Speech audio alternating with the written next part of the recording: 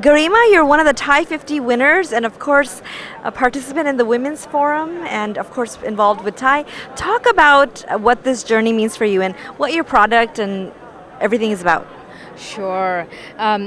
First of all, thank you for having me. I am so honored and just so privileged that my company Taligent got the TIE 50 award this year. It's just been phenomenal. We have a booth over there and there's great traffic. As a participant in the Women's Forum, it is wonderful. I mean, it's just fascinating to see how many women are out there. And I do see a common theme, as I'm sure you do too, that all these women are focused on what they do. They're not focused on their weaknesses, they're focused on their strengths. It was just fascinating.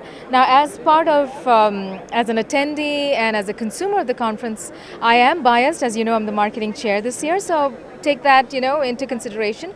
But I just see a really, really professional setup, a lot of energy from people, and lots of foot traffic. And I have been talking to people trying to get honest feedback. I've heard great positive things about the programs, the content, and just the setup in general.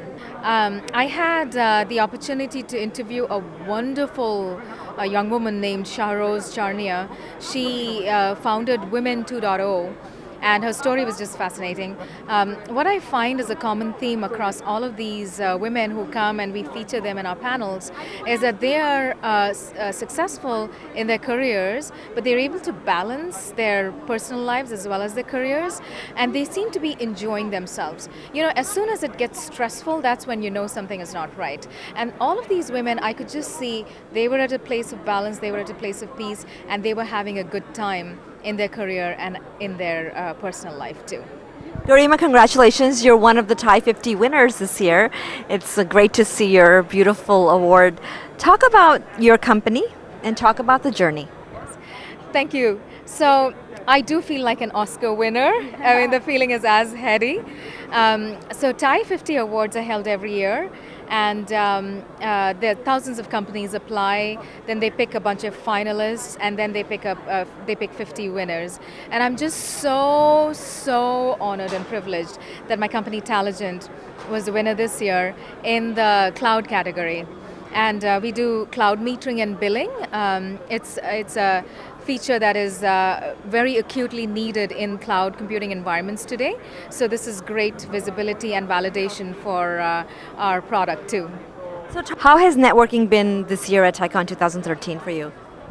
It has been fabulous. I think somebody else said this to me, and I realized it too. This is an extremely focused networking event. It's not broad-based. I think it's because they decided to focus on those 3 technology tracks. So we have some of the best and the brightest from those tracks who have showed up.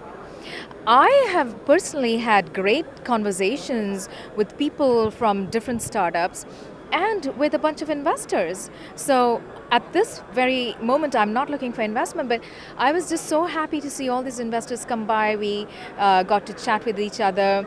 We agreed to meet with each other offline. So it's been extraordinarily productive, networking-wise, for me. And as a woman, I know there are too few women entrepreneurs. I did see a load of women coming into the conference halls and walking around.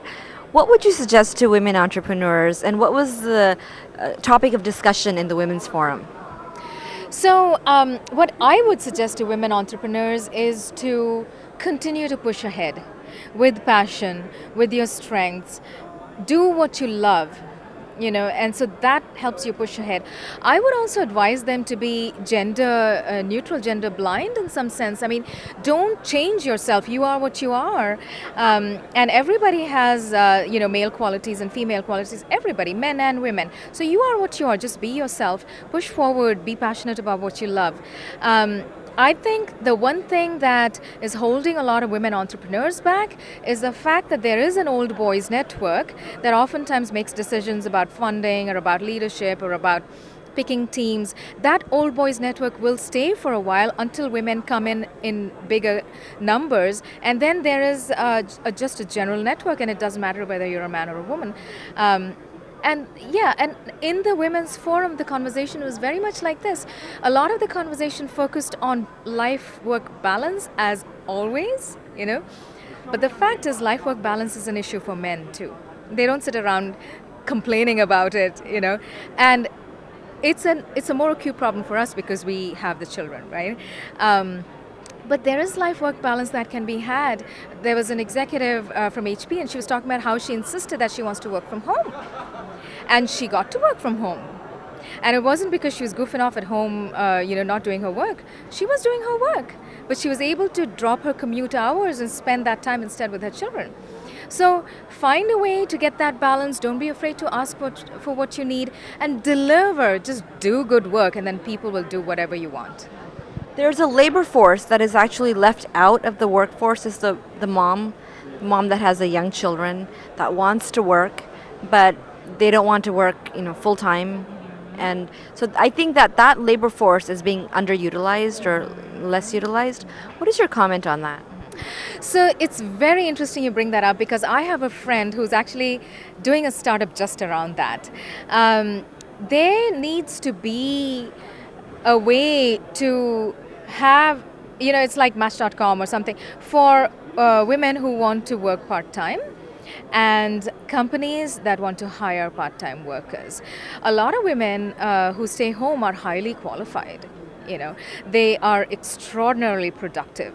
And I honestly think once you're a mom, you just become productive because you're conscious of where you're spending your time, right?